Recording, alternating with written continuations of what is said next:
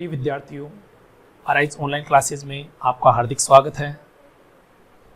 मैं मोहन बाखरिया आपके लिए लेके आया हूँ एटम का पार्ट सेकंड, जिसमें अपन चर्चा करेंगे कि आइसोडाइपर्स क्या होते हैं, आइसोस्टार्स क्या होते हैं, क्वांटम संख्या क्या होती है, इनसे किस प्रकार से क्वेश्चन आते हैं और किस प्रकार से इनके बारे में अपन एग्जाम में क्वेश्चन देख पाते हैं। ठीक है, तो अब देखते हैं बेटा आइसोडाइपर्स क्या देखते हैं। आइसोडाइपर्स और आइसोस्टार्स, देखिए वे परमाणु या परमाणु के समूह हैं जिनमें प्रोटॉन की संख्या व न्यूट्रॉन की संख्याओं का अंतर क्या हो भी समान हो, उसे क्या कहा जाता है बेटा, आइसोडाइपर्स कहा जाता है। क्या कहा जाता है बेटा, आइसोडाइपर्स कहा जाता है। वे परमाणु या परमाणु के समूह हैं जिनमें प्रोटॉनों की संख्या व न्यूट्रॉनों की संख्याओं का अंतर, प्रोटॉन संख्या व न्यूट्रॉन संख्याओं का अंतर क्या हो भी समान हो, क्या कहलाएंगे बेटा, आइसोडाइपर्स। क्या कहलाएंगे बेटा, आइसोडाइपर्स। एग्जांपल देखते हैं बेटा, C6C13। यहां से देखिए P बराबर कितना आ गया बेटा, इसमें 6 आ गया, जो आपको लिखा हुआ दिख रहा है। P बराबर कितना है बेटा, 6 है। और N बराबर कैसे निकालते हैं, ऊपर वाली संख्या में से नीचे वाली संख्या को क्या कर दिया जाता है बेटा, घटा दिया जाता है। तो ध्यान दीजिए, 13 में से 6 जाएंगे तो कितना बचेगा बेटा, 7 बचेगा।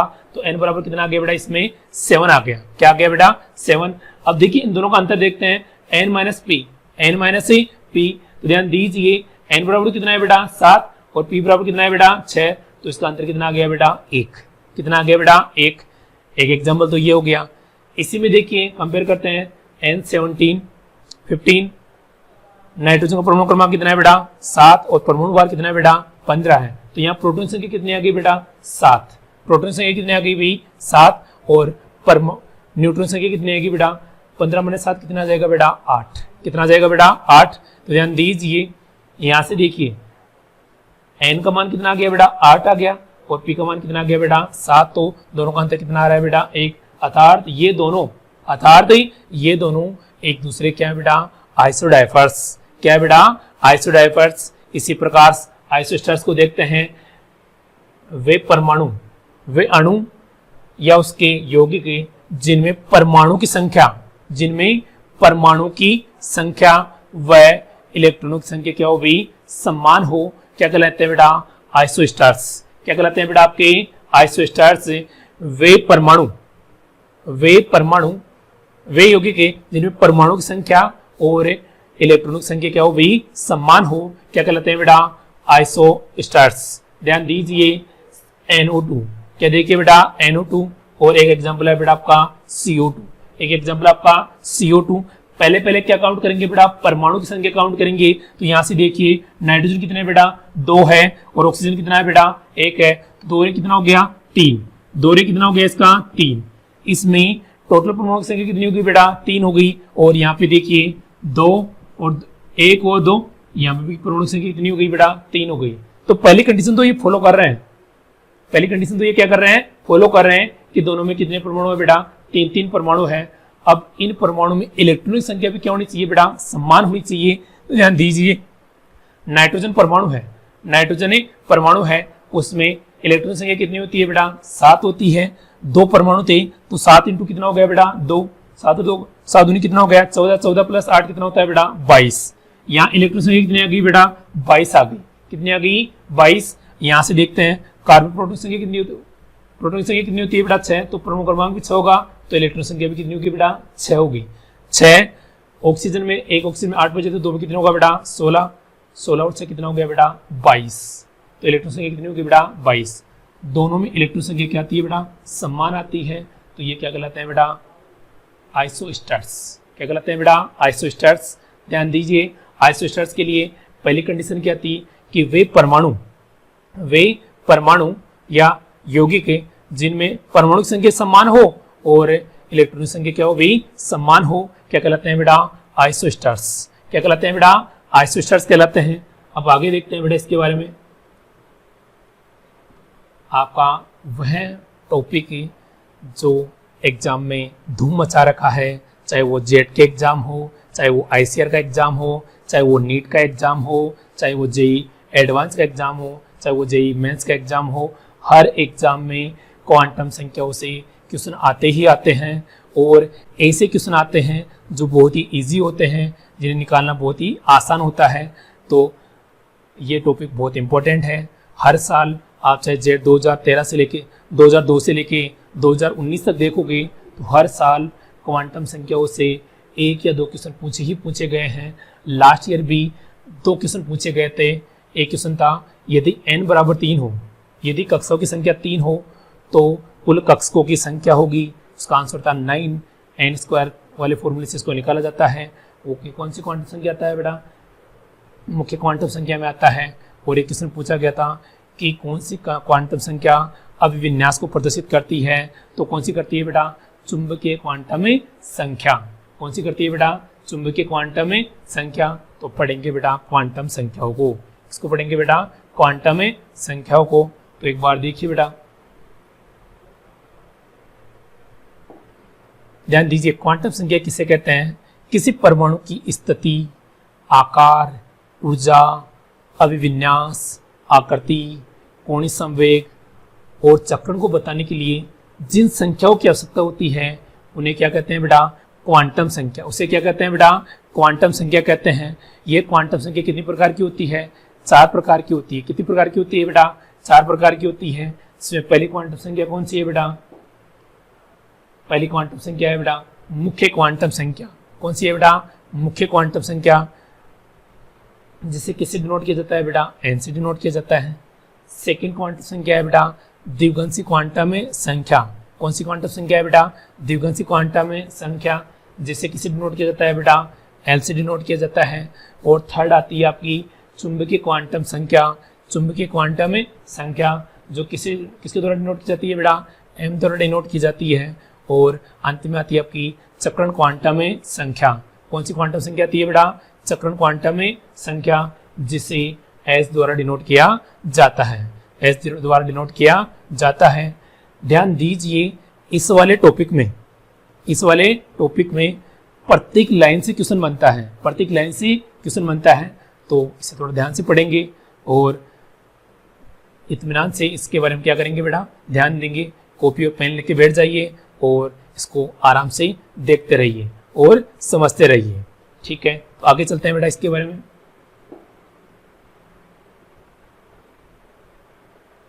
पहली क्वांटम संख्या आती है बेटा मुख्य क्वांटम संख्या। कौन सी क्वांटम संख्या आती है बेटा? मुख्य क्वांटम संख्या, जिसकी खोज किसने की थी बेटा? नील्स बोर ने। किसने की थी बेटा? नील्स बोर ने की थी। ध्यान दीजिए, पहली क्वांटम संख्या कौन सी है बेटा? मुख्य क्वांटम संख्या, जिसकी खोज किसने की थी बेटा? नील्स बोर ने की थी। किसने की थी बेटा? नील्स बोर ने की थी। ध्यान दीजिए, यहां से प्रत्येक लाइन से क्वेश्चन पूछा जा रहा है। पानी पी लेता हूं।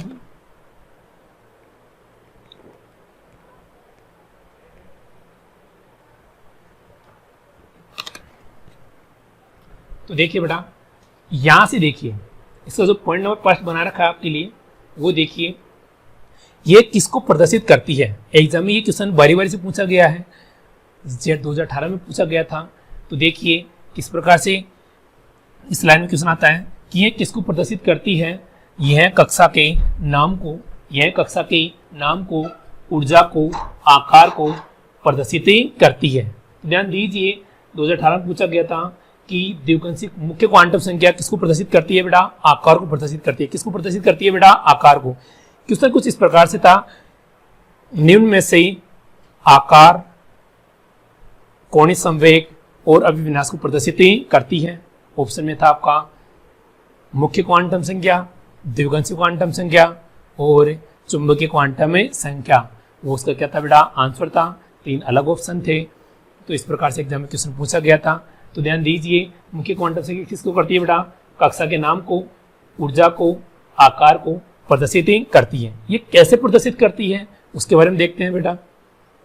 एक परमाणु की संरचना आपने देखी है कि एक परमाणु कुछ इस प्रकार से होता है। एक नाभिक पाया जाता है। नाभिक में क्या पाया जाता है बेटा? प्रोटॉन प्लस से न्यूट्रॉन पाए जाते हैं। प्रोटॉन प्लस से न्यूट्रॉन पाए जाते हैं और इसके चारों तरफ इलेक्ट्रॉन्स क्या लगाते हैं? चक्कर लगाते हैं। इलेक्ट्रॉन्स क्या लगाते हैं? चक्कर लगाते हैं, जिन्हें क्या कहा जाता है बेटा? कक्ष, कक्षा या कोष कहा जाता है। जिन्हें क्या कहा जाता है बेटा? कक्ष, कक्षा या कोष कहा जाता है। ध्यान दीजिए, ये क्या होगी बेटा? कक्षा होगी। ये क्या होगी बेटा? कक्षा होगी। इसे कक्षा भी कह सकते हैं, इसे कक्ष भी कह सकते हैं, या इसे कोष भी कहा जा सकता है। इसके लिए पहली कक्षा के लिए n का मान कितना होता है 1, इसके लिए 2, इसके लिए 3, इसके लिए 4, इसके लिए 5, इसके लिए 6, वो एक कक्षा और बना दी जाती है। ये कौन सी कक्षा होती है बेटा? 7वीं कक्षा। कौन सी कक्षा होती है बेटा? 7। ध्यान दीजिए n का मान फिक्स हो गया n के लिए, n के बराबर 1, 2, 3, 4, 5, 6, 7, जिसके लिए n का मान 1 होता है उस कक्षा का नाम क्या होता है बेटा? k, इसका l, इसका m, इसका n, इसका o, इसका p, इसका q। ध्यान दीजिए n बराबर 1 के लिए इसका नाम क्या हो जाएगा? k, तो इसीलिए कहते हैं कि कक्षा का नाम बताता है। ठीक है, ऊर्जा कैसे देखते हैं? ऊर्जा का एक सामान्य फॉर्मूला होता है n प्लस l द्वारा ऊर्जा प्रदर्शित की जाती है। तो n के यहाँ वहां पे n क्या होती है बेटा? मुख्य क्वांटम संख्या, और l क्या होती है बेटा? द्विघांसी क्वांटम में संख्या होती है। द्विघांसी क्वांटम में संख्या होती है। तो ध्यान दीजिए ये कक्षा के नाम को बता रहा है, ऊर्जा को बता रहा है, आकार को कैसे बता रहा है? जैसे जैसे n का मान बढ़ रहा है, जैसे जैसे n का मान बढ़ रहा है तो आकार में वृद्धि हो रही है कि कमी हो रही है? वृद्धि हो रही है। क्या हो रही है बेटा? वृद्धि हो रही है कि जैसे जैसे n का मान बढ़ेगा, जैसे जैसे n का मान बढ़ेगा वैसे वैसे क्या बढ़ेगी बेटा? वैसे वैसे आकार में क्या होती है बेटा? वृद्धि होती है। तो ये पहली लाइन थी, यह कक्षा के नाम को, आकार को, ऊर्जा को प्रदर्शित करती है। ये कब पूछा गया? 2018 में इसका ये क्वेश्चन आया था कि मुख्य क्वांटम संख्या, द्विघांसी क्वांटम संख्या और चक्रण क्वांटम संख्या किसको प्रदर्शित करती है। तो इस प्रकार से क्वेश्चन आप देखेंगे तो आपको मिल जाएगा। सेकेंड लाइन है, किसी कोष या कक्षा में उपस्थित अधिकतम इलेक्ट्रॉनों की संख्या किसके द्वारा निकल जाती है बेटा? एक फॉर्मूला होता है 2n²। कौन सा फॉर्मूला होता है बेटा? 2n²। किसी कोष, कक्षा या कक्ष, किसी कोष, कक्षा या कक्ष में उपस्थित अधिकतम इलेक्ट्रॉन संख्या किसके द्वारा निकल जाती है बेटा? 2n² द्वारा। किसके द्वारा निकल जाती है बेटा? 2n² द्वारा। जैसे पहला कोष तो कोष कौन सा होता है बेटा? k कोष आ गया। k के लिए n का मान कितना होता है बेटा? 1 होता है। क्या होता है बेटा? 1 होता है। तो फॉर्मूले में रखेंगे 2n² में 2 × 1 का स्क्वायर बराबर कितने इलेक्ट्रॉन आ जाएंगे बेटा? 2 इलेक्ट्रॉन आ जाएंगे। कितने इलेक्ट्रॉन आ जाएंगे बेटा? 2 इलेक्ट्रॉन आ जाएंगे। सेकेंड है बेटा l कोष में उपस्थित अधिकतम इलेक्ट्रॉनों की संख्या। l कोष में उपस्थित अधिकतम इलेक्ट्रॉनों की संख्या 2 × 2 का स्क्वायर, 2 × 2 का स्क्वायर। n बराबर यहाँ पे कितना है बेटा? 2 है। तो 2 का स्क्वायर करेंगे तो कितने इलेक्ट्रॉन हो जाएगा बेटा? 8 इलेक्ट्रॉन। ठीक उसी प्रकार m के लिए कितना हो जाएगा बेटा? 2 × 3 का स्क्वायर कितने इलेक्ट्रॉन हो जाएंगे बेटा? 18। इसी प्रकार 2 × n का स्क्वायर, यानी 4 का स्क्वायर कितना हो जाएगा बेटा? 32। o के लिए 2 × 5 का स्क्वायर कितना हो जाएगा बेटा? 50। और इसी प्रकार p कोष के लिए कितना हो जाएगा? 2 × 6 का स्क्वायर कितना हो जाएगा बेटा? 72 इलेक्ट्रॉन। ध्यान दीजिए ये जो लास्ट वाला p कोष था इसके लिए 2010 में क्वेश्चन आया हुआ था कि p कोष में उपस्थित अधिकतम इलेक्ट्रॉनों की संख्या होगी तो वो क्या होगी बेटा? 2 × 6 का स्क्वायर कितना होता है बेटा? 36 गुना कितना होता है बेटा? 72 इलेक्ट्रॉन। तो यहाँ पे आंसर कितना जाएगा इसका? 72 इलेक्ट्रॉन। तो कुछ इस प्रकार के क्वेश्चन भी एग्जाम में पूछा जा सकता है या पूछे जा सकते हैं। जो जेड 2019 में क्वेश्चन आया था वो देखिए, उसके बारे में चर्चा करते हैं। तो उसका एक पार्ट आगे आपके लिए आया है।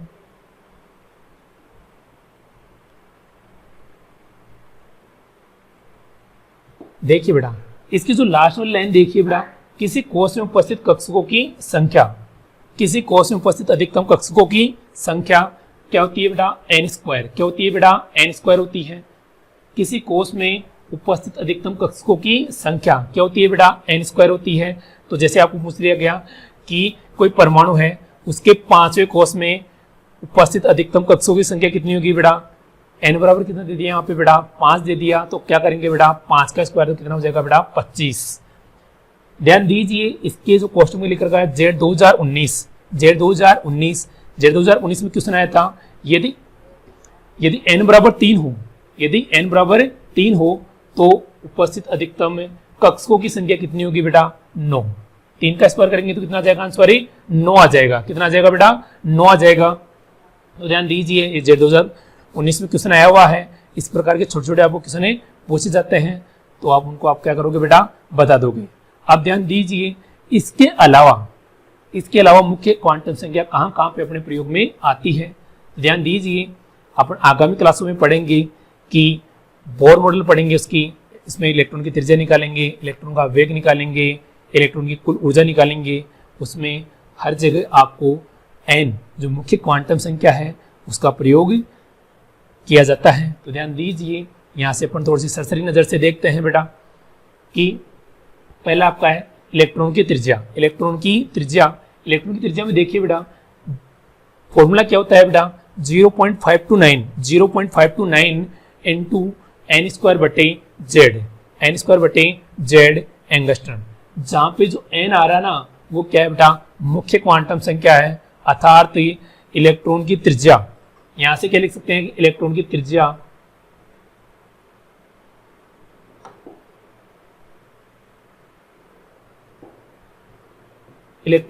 त्रिज्या समानुपाती एन स्क्वायर, कि जैसे जैसे इलेक्ट्रॉन की त्रिज्या बढ़ेगी,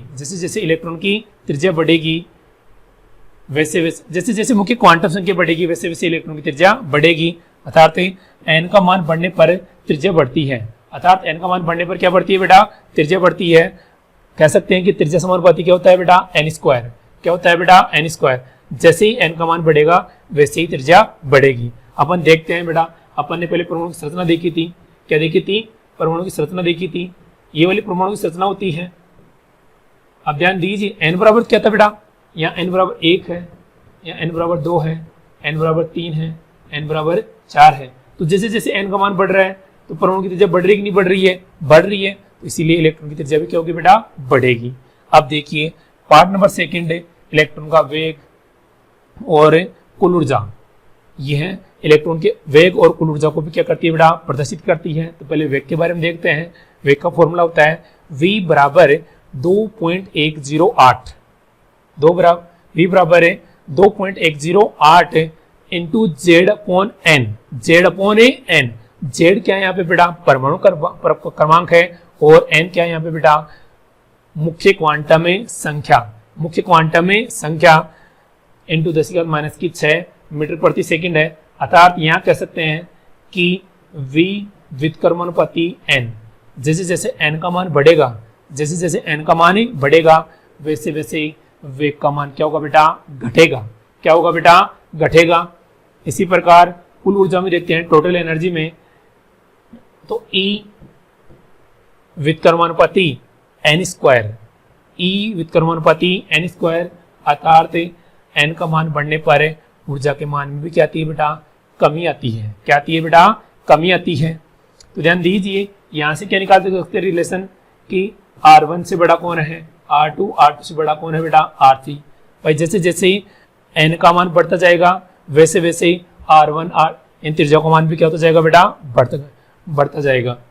इसमें क्या कर सकते हैं बेटा कि सबसे ज्यादा वेग किसका होगा बेटा, V1 का, यानी n बराबर 1 होगा तो क्या होगा बेटा, वेग ज्यादा होगा। जैसे ही n बराबर कितना हो गया बेटा, 2 हो गया, तो वेग क्या हो जाएगा बेटा, और कम हो जाएगा, क्योंकि व्युत्क्रमानुपाती है। V1 V2 V3 कि जैसे जैसे n का मान बढ़ता है वैसे वैसे वेग में क्या आती है बेटा, कमी आती है। ठीक उसी प्रकार ऊर्जा में भी लिख सकते हो कि E1 E2 E3 सबसे ज्यादा ऊर्जा किसकी होगी बेटा, ऐसा नहीं होता है, इसमें ऐसा होता है क्योंकि ध्यान दीजिए ऋणात्मक मान है, इसका ऋणात्मक मान है, तो इसमें जस्ट उल्टा होता है। तो कुछ इस प्रकार से होता है बेटा। सबसे कम किसका होगा बेटा,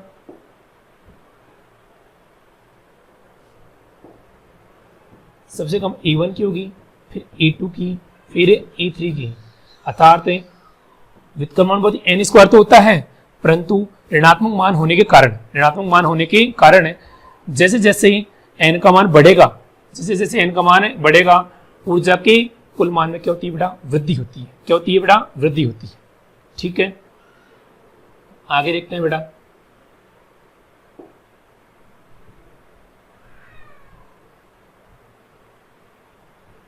अब देखिए बेटा, इलेक्ट्रॉन का कोणीय संवेग किस प्रकार से निकाला जाता है। बोर मॉडल की सेकंड अवधारणा ये कहती है कि इलेक्ट्रॉन केवल उन्हीं कक्षों में चक्कर लगाता है जिनका कोणीय संवेग किसके पूर्ण गुणज हो बेटा, मुख्य क्वांटम संख्या का क्या हो बेटा, पूर्ण गुणज हो। तो mvr बराबर क्या होता है बेटा NH/2 क्या होता है बेटा NH/2 होता है। तो mvr बराबर क्या हो गया बेटा NH/2 क्या हो गया बेटा NH/2।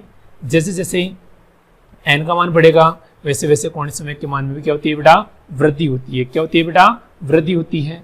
तो ये होती है बेटा मुख्य क्वांटम संख्या। तो दोबारा एक बार इसका रिवीजन करेंगे। तो देखिए सबसे पहली बात क्या थी कि मुख्य क्वांटम संख्या कोश के नाम को, ऊर्जा को और आकार को प्रदर्शित करती है। ठीक है, ये एग्जाम में क्वेश्चन आया हुआ भी है, तो यहाँ से ध्यान रखेंगे। सेकंड पार्ट क्या कहता है, सेकंड पार्ट कहता है कि किसी कोश में उपस्थित अधिकतम इलेक्ट्रॉन संख्या किसके द्वारा निकल जाती है बेटा 2n² द्वारा निकल जाती है। किसके द्वारा निकल जाती है बेटा 2n² द्वारा निकल जाती है। तो वो अगला पढ़ने के LMNOPQ में भी डाल के पढ़ने देखा कि उसमें 2 इलेक्ट्रॉन पाए जाते हैं, L में 8 पाए जाते हैं, M में 18 पाए जाते हैं, N में 32 पाए जाते हैं, O में 50 पाए जाते हैं, P में 72 पाए जाते हैं और Q में आपके 98 इलेक्ट्रॉन पाए जाते हैं। ठीक है, आपने देखा कि इसके बाद में कि किसी कोश में उपस्थित अधिकतम कक्षों की संख्या किसके द्वारा निकल जाती है बेटा n² द्वारा निकल जाती है। जेड 2019 में इसका क्वेश्चन भी आया हुआ है। यदि n बराबर 3 हो तो उपस्थित अधिकतम कक्षों की संख्या कितनी होगी बेटा, तो n बराबर 3 था तो 3 का स्क्वायर करेंगे तो कितना आ जाएगा बेटा 9 आ जाएगा। अब देखिए बेटा आगे देखते हैं कि इसके अनुप्रयोग देखिए कि बोर मॉडल में किस प्रकार से इन्होंने इसका प्रयोग किया गया। ध्यान दीजिए इलेक्ट्रॉन की त्रिज्या में क्या क्या होता है बेटा समानुपाती होता है, वेग की क्या होता है बेटा व्युत्क्रमानुपाती होता है। इस प्रकार अपन ने क्या देखा बेटा इलेक्ट्रॉन की त्रिज्या, वेग और कुल ऊर्जा में इसका संबंध देखा। इस प्रकार अपन ने कोणीय संवेग में इसका संबंध देखा। जैसे कोणीय संवेग बढ़ेगा, जैसे n का मान बढ़ेगा वैसे कोणीय संवेग का मान भी बढ़ेगा। ठीक है, अब देखते हैं बेटा नेक्स्ट क्वांटम संख्या द्विवंशी क्वांटम संख्या। बहुत ही इंपॉर्टेंट है और इसका भी यूज बहुत ही यूनिक है। ध्यान दीजिए द्विवंशी क्वांटम संख्या की खोज किसने की थी बेटा सोमरफेल्ड ने की थी। किसने की थी बेटा सोमरफेल्ड ने की थी। खोज करता कौन है बेटा सोमरफेल्ड। ध्यान दीजिए इसके बाद में यहाँ इसकी ये जो लाइन है बहुत इंपॉर्टेंट है। तो ध्यान दीजिए यह किसको प्रदर्शित करती है, यह उपकोष की आकृति, यह उपकोष की आकृति नाम, ऊर्जा व कोणीय संवेग को प्रदर्शित करती है। ध्यान दीजिए बेटा मैंने आपको पहले भी क्वेश्चन बताया था कि द्विवंशी क्वांटम संख्या किसको प्रदर्शित करती है, तो किसको करती है बेटा कोणीय संवेग को, ऊर्जा को, नाम को, आकृति को, है ना। ध्यान उपकोष की आकृति, उपकोष का नाम, ऊर्जा और कोणीय संवेग। ये कोणीय संवेग किसमें आया हुआ बेटा जेड 2018 में आया हुआ है। तो ये इनको प्रदर्शित करती है। अब आगे देखिए इनका मान उपकोषों के लिए क्या होता है बेटा निश्चित होता है। क्या होता है बेटा उपकोषों के लिए क्या होता है बेटा निश्चित होता है। उपकोष कौन कौन से होते हैं अपने बेटा S, P, D, F। कौन कौन से होते हैं उपकोष बेटा S, P, D और F। ध्यान दीजिए ये उपकोष हो गए S, P, D और F। कौन कौन से उपकोष हो गए बेटा S, P, D और F। S के लिए इसका मान क्या होता है बेटा 0 होता है। P के लिए कितना होता है बेटा 1 होता है। D के लिए कितना होता है बेटा 2 होता है और F के लिए कितना होता है बेटा 3 होता है। ध्यान दीजिए इनका मान उपकोषों के लिए क्या होता है बेटा निश्चित होता है। तो S के लिए कितना होता है बेटा 0, P के लिए कितना होता है बेटा 1, D के लिए कितना होता है बेटा 2 और F के लिए कितना होता है बेटा 3। कितना होता है बेटा 3 होता है।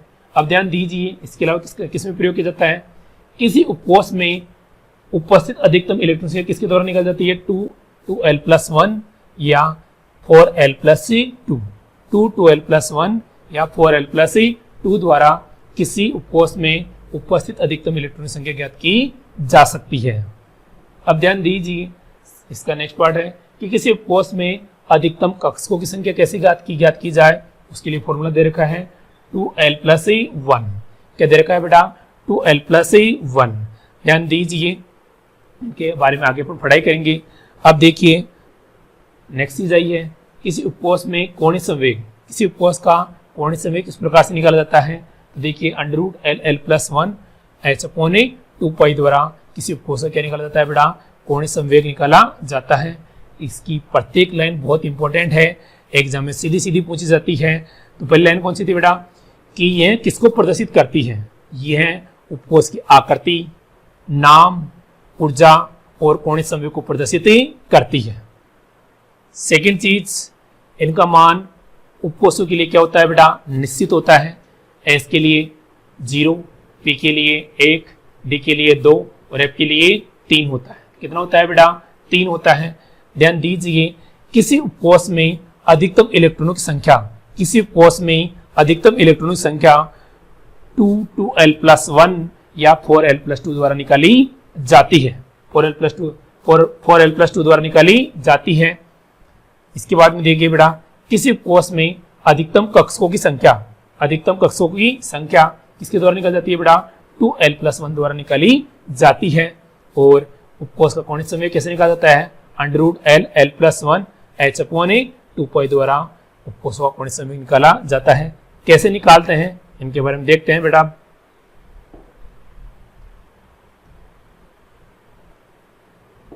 ये देखिए, आपके उपकोष आगे, उपकोष कौन कौन से होते हैं, एस, पी, डी और एफ। कौन कौन से होते हैं बेटा, एस, पी, डी और एफ। ये आपके उपकोष हैं। इनके लिए द्विगुणित क्वांटम संख्या का मान क्या होता है बेटा, निश्चित होता है। एस के लिए क्या होता है बेटा, 0, पी के लिए 1, डी के लिए 2 और एफ के लिए कितना होता है बेटा, 3 होता है। क्या होता है बेटा, 3 होता है। अब किसी उपकोष में अधिकतम इलेक्ट्रॉन संख्या कैसे ज्ञात की जाए, फॉर्मूला था मेरे पास 4l+2। क्या था मेरे पास बेटा, 4l+2। मैंने पहले में रखा, एस उपकोष के लिए निकालने हैं तो ध्यान दीजिए, 4 × 0, 4 × 0 + 2 + 2, तो कितने इलेक्ट्रॉन आ गए बेटा, 2 इलेक्ट्रॉन। तो एस उपकोष में कितने इलेक्ट्रॉन बच जाते हैं बेटा, 2 इलेक्ट्रॉन बच जाते हैं। और कक्षक कितने बच जाते हैं बेटा, 2 × 0 + 1, तो कितना कक्षक पाया जाएगा बेटा, 1। अर्थात कितने डिपो पाए जाते हैं इसमें बेटा, 1 डिपो पाया जाता है। कितना डिपो पाया जाता है बेटा, 1 डिपो पाया जाता है। डिपो को क्या कहते हैं बेटा, कक्षक कहते हैं। क्या कहते हैं बेटा, कक्षक कहते हैं। अब ध्यान दीजिए, P बराबर L का मान क्या होता है बेटा, 1 होता है।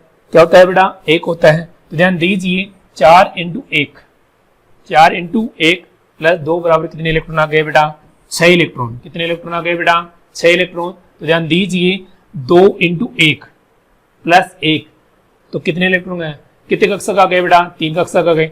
6 इलेक्ट्रॉन और 3 कक्षक, 6 इलेक्ट्रॉन और 3 कक्षक, अर्थात कितने डिब्बे पाए जाएंगे बेटा, इसमें 3 डिब्बे पाए जाते हैं।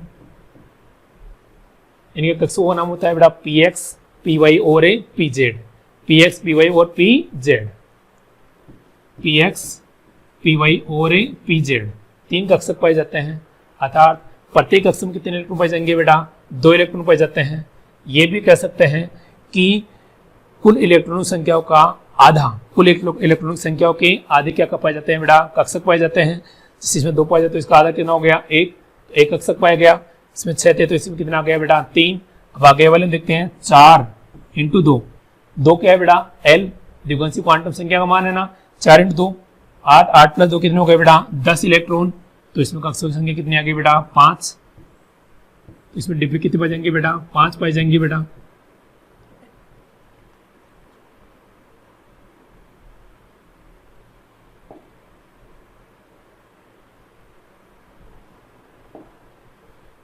कितने डिब्बे पाए जाते हैं बेटा, 5 डिब्बे पाए जाते हैं। ठीक है, इसका नाम होता है बेटा dxy, dyz, dzx और dz² और dx² - y², इन कक्षकों के नाम पाए जाते हैं। अब देखिए, यदि f के लिए L का मान कितना होता है बेटा, 3 होता है। तो ध्यान दीजिए, इलेक्ट्रॉनों की संख्या क्या होगी बेटा, 4 × 3, 4 × 3 + 2, टोटल इलेक्ट्रॉन संख्या कितनी होगी बेटा, 14 होगी। कितनी हो गई बेटा, 14 होगी। ध्यान दीजिए, 2 × 3, 2 × 3 + 1 बराबर कितना इलेक्ट्रॉन जाएंगे बेटा, 7 कक्षक आ जाएंगे। और इलेक्ट्रॉन संख्या कितनी आ जाएगी बेटा, 14। तो 14 का आधा कितना हो गया बेटा, 7। तो इसमें कितने कक्षक पाए जाते हैं बेटा, 7 कक्षक ही पाए जाते हैं। वहां पे पढ़ने देखा था कि ये उपकोष की आकृति और नाम को भी बताता है। तो यदि 0 होगा तो उपकोष का नाम तो क्या होगा, उपकोष का नाम तो क्या हो जाएगा बेटा, S, और उसकी आकृति कैसी हो जाएगी बेटा, गोलाकार। कैसी हो जाती है बेटा, ये देखिए, ये आपकी आकृति आपके सामने है कि एस उपकोष की आकृति कैसी होती है बेटा, गोलाकार होती है। फिर देखिए बेटा, P है, कौन सा कक्षक है बेटा, P कक्षक है। P कक्षक की आकृति कैसी होती है बेटा, डमलाकार। कैसी होती है बेटा, डमलाकार। तो P कक्षक की आकृति कैसी होती है बेटा, डमलाकार। देखिए फिर आता है बुक आपका D कक्षक। D कक्षक की आकृति होती है द्विडमलाकार। कैसी होती है बेटा, द्विडंबलाकार। तो देखिए ये आपके सामने शेप बनी हुई है, ये आपके सामने शेप बनी हुई है, ये क्या है बेटा, द्विडंबलाकार। क्या है बेटा आपके लिए, द्विडंबलाकार आकृति। और एफ कोश की आकृति कैसी होती है बेटा, जटिल। कैसी होती है बेटा, जटिल। तो इस प्रकार से किसी कोश में अधिकतम इलेक्ट्रॉन संख्या निकल जाती है, कक्षकों की संख्या निकल जाती है। इनकी आकृति के बारे में चर्चा की पढ़ने कि यह कोश की आकृति गोलाकार होती है, पी की डंबलाकार होती है, टी की द्विडंबलाकार होती है, और एफ की क्या होती है बेटा, जटिल होती है। एस कोश में अधिकतम इलेक्ट्रॉन संख्या कितनी पाई जाती है बेटा, 2 पाई जाती है, कक्षों की संख्या 1 पाई जाती है। पी में अधिकतम इलेक्ट्रॉन संख्या 6 पाई जाती है, कक्षों की संख्या 3 पाई जाती है। डी में अधिकतम इलेक्ट्रॉन संख्या 10 पाई जाती है, कक्षों की संख्या 5 पाई जाती है। और एफ में इलेक्ट्रॉन संख्या कितनी पाई जाती है बेटा, 14, और कक्षों की संख्या कितनी पाई जाती है बेटा, 7 पाई जाती है। और एफ की आकृति कैसी होती है बेटा, जटिल होती है। कैसी होती है बेटा, जटिल होती है। अब देखिए ऊपर एक चीज अपन और पढ़ी थी कि किसी उपकोश का कोणीय संवेग किस प्रकार से निकाला जाता है, तो मैं उसके बारे में चर्चा करूंगा बेटा। एक बार नीचे आ जाइए, देखते हैं बेटा उपकोश का कोणीय संवेग कैसे निकाला जाता है। एस उपकोश का निकालते हैं। किसका निकालते हैं बेटा अपन भाई, एस उपकोश का निकालते हैं।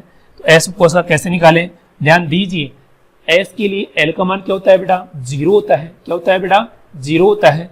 तो देखिए अंडर रूट, क्या देखिए बेटा, under root 0 into 0 plus 1 h upon 2 pi, h upon है 2 पाई। किसी भी संख्या को 0 से गुणा कर दिया जाता है तो उसका मान क्या हो जाता है बेटा, 0 हो जाता है। तो इसका कोणीय संवेग कितना हो जाएगा, 0। क्या हो जाएगा बेटा, 0 हो जाएगा। इसी प्रकार किसके लिए देखते हैं बेटा, पी के लिए देखते हैं। पी के लिए एल का मान कितना होता है बेटा, 1 होता है। क्या होता है बेटा, 1 होता है। फॉर्मूले में रखेंगे 1 प्लस 1 h अपॉन 2 पाई। तो ध्यान दीजिए 1 कितना हो गया बेटा, 2 को 1 से गुणा करेंगे तो 2 का 2 ही रहेगा। तो ध्यान दीजिए यहाँ से मान आया अंडर रूट 2 h अपॉन 2 पाई। इसको जब काटते हैं तो ध्यान दीजिए h अपॉन अंडर रूट 2 पाई मान आंसर आ जाता है।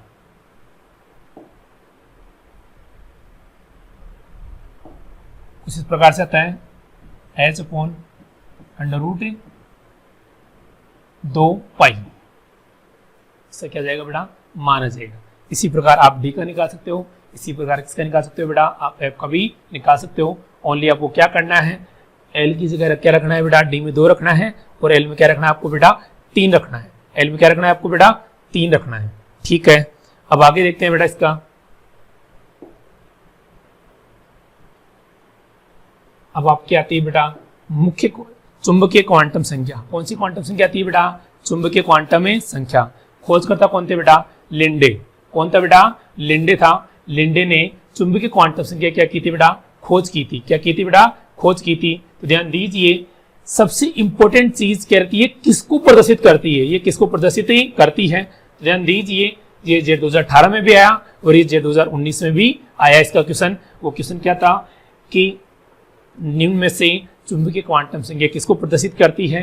तो देखिए यह कक्षक के अभिविन्यास किसको करती है बेटा, अभिविन्यास को प्रदर्शित करती है। ये किसको प्रदर्शित करती है बेटा, यह कक्षक के अभिविन्यास को प्रदर्शित करती है। इसका मान -+L होता है। इसका मान कितना होता है बेटा, -+L होता है। अर्थात कहा जा सकता है कि m बराबर -+L। -+L, L क्या होती है यहाँ पे, द्विगुणित क्वांटम संख्या। क्या होती है बेटा, द्विगुणित क्वांटम संख्या। तो पहले देखिए बेटा एस उपकोश है। एस उपकोश के लिए यदि L का मान 0 है तो M का मान भी क्या होगा बेटा, 0। M का मान भी क्या होगा बेटा, 0। तो ध्यान दीजिए जो L का मान होगा वही इसका क्या होगा बेटा, M का मान होगा। ध्यान दीजिए जैसे इलेक्ट्रॉन कोई भरा गया, ऐसे कोई इलेक्ट्रॉन भरा जा रहा है तो एस उपकोश के लिए L का मान क्या है बेटा, 0। तो M का मान भी क्या होगा बेटा, इसके लिए 0 होगा।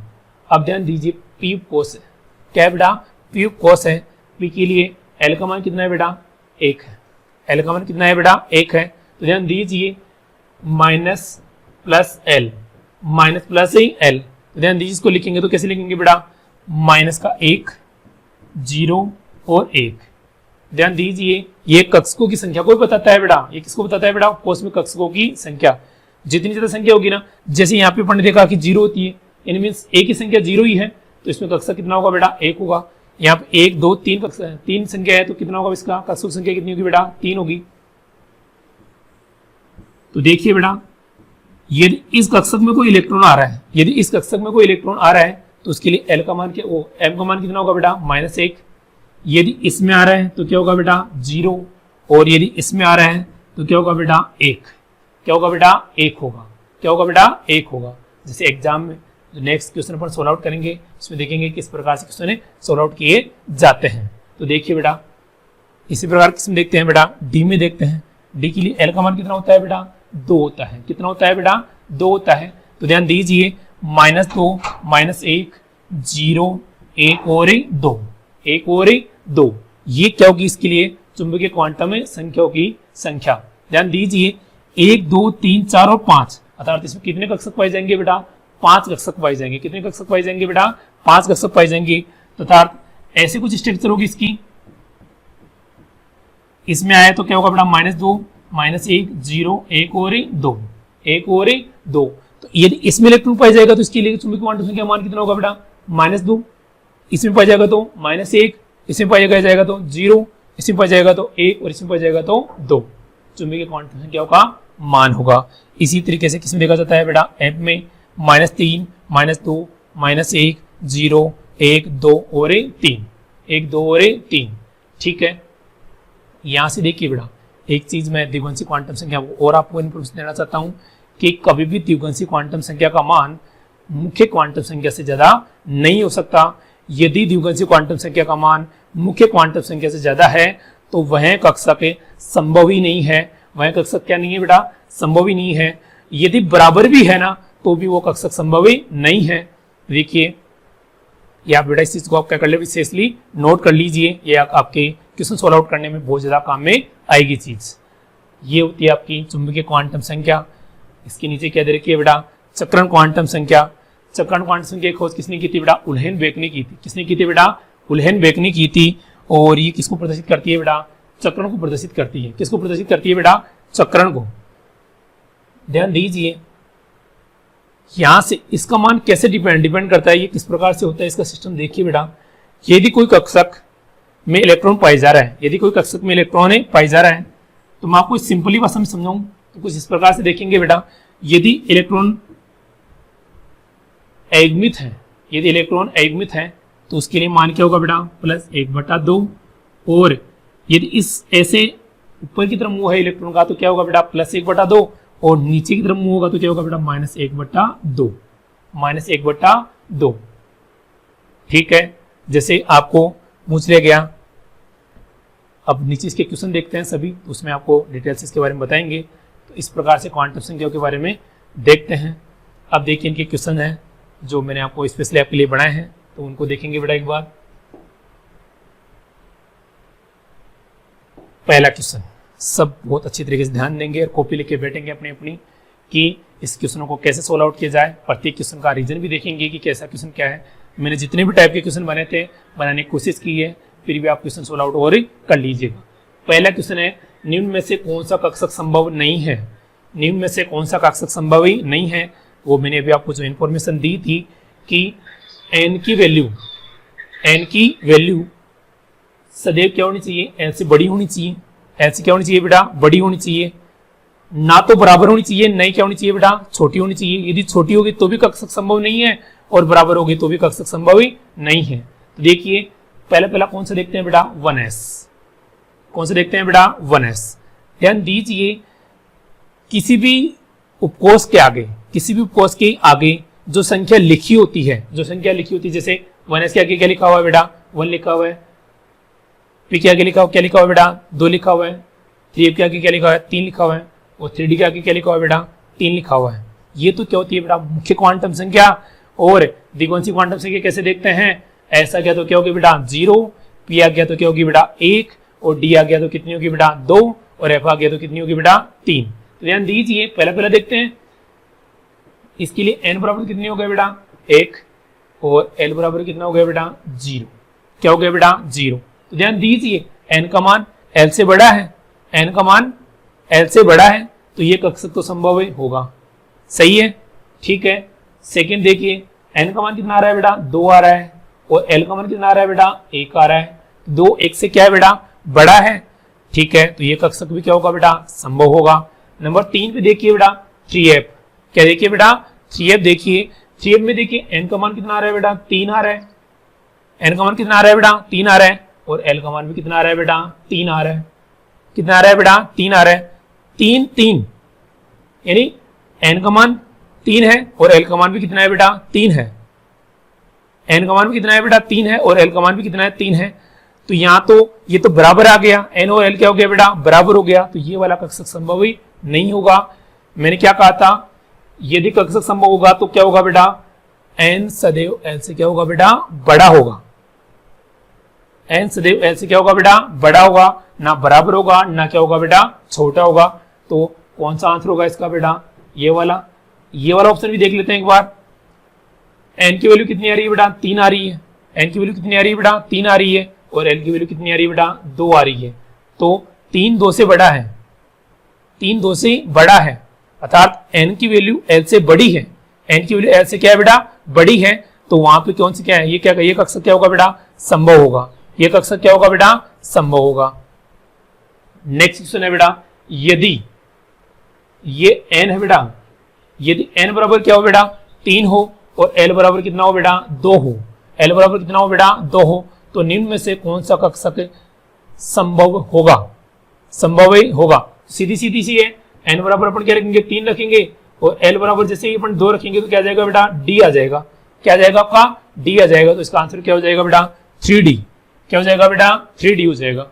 ठीक है, कोई दिक्कत है, कोई दिक्कत नहीं है। आगे देखते हैं बेटा, यदि n प्लस l बराबर कितना हो बेटा 5 हो, n प्लस l बराबर कितना हो बेटा 5 हो, तो कुल इलेक्ट्रॉनों की संख्या किस प्रकार से देखते हैं।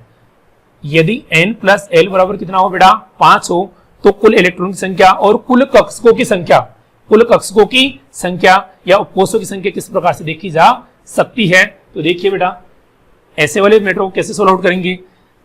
n प्लस l बराबर कितना है 5, n प्लस l बराबर कितना है बेटा 5, अपन n की सबसे बड़ी वैल्यू रखेंगे, n की क्या रखेंगे बेटा सबसे बड़ी वैल्यू, वो क्या है बेटा 5, तो अपने को l की कितनी वैल्यू रखनी पड़ेगी बेटा 0, दोनों का योग 5 होना चाहिए, दोनों का योग कितना होना चाहिए बेटा 5 होना चाहिए, तो इससे कौन सा बनेगा 5 प्लस 0, 0 किसके लिए होता है बेटा s के लिए, तो कौन सा हो जाएगा बेटा 5s, क्या हो जाएगा बेटा 5s। फिर देखिए, यदि n की वैल्यू में क्या रख लो बेटा 4 रख लो, और l की वैल्यू कितनी रखनी पड़ेगी बेटा मेरे को फिर 1 रखनी पड़ेगी, क्योंकि दोनों का योग कितना होना चाहिए भी 5 होना चाहिए। ध्यान दीजिए, 4 प्लस 1 कितना हो जाएगा बेटा ये 4p हो जाएगा ना, ये क्या हो जाएगा बेटा आपका 4p हो जाएगा। ठीक है, अब देखिए बेटा,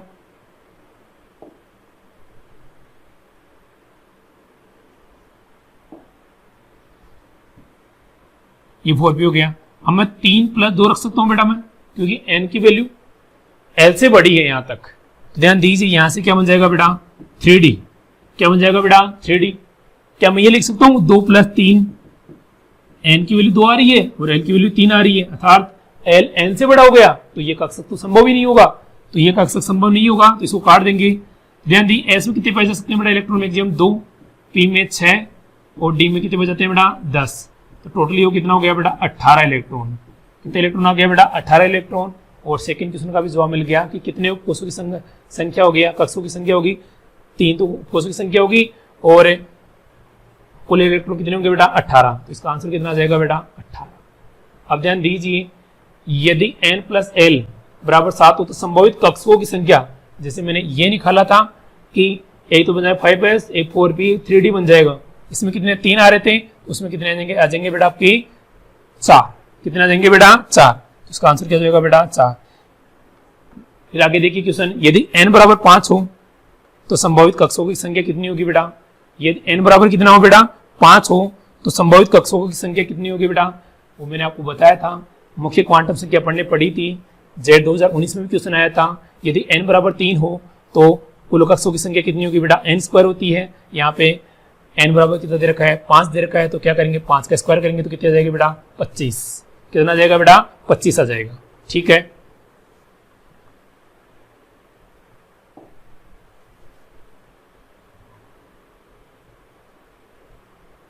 अब देखिए बेटा क्वेश्चन आपका, 4f कक्षक के लिए मुख्य क्वांटम संख्या का मान होगा, 4f कक्षक के लिए मुख्य क्वांटम संख्या का मान होगा, मैंने क्या बोला, जो भी संख्या आगे लिखी हुई ना वही मुख्य क्वांटम संख्या है, जो आगे संख्या लिखी हुई है वही मुख्य क्वांटम संख्या है। तो यहाँ पे जो 4f में जो 4 लिखा हुआ है ना वही क्या है, इसकी बेटा मुख्य क्वांटम संख्या है। तो इसका आंसर क्या जाएगा बेटा 4, क्या जाएगा बेटा 4।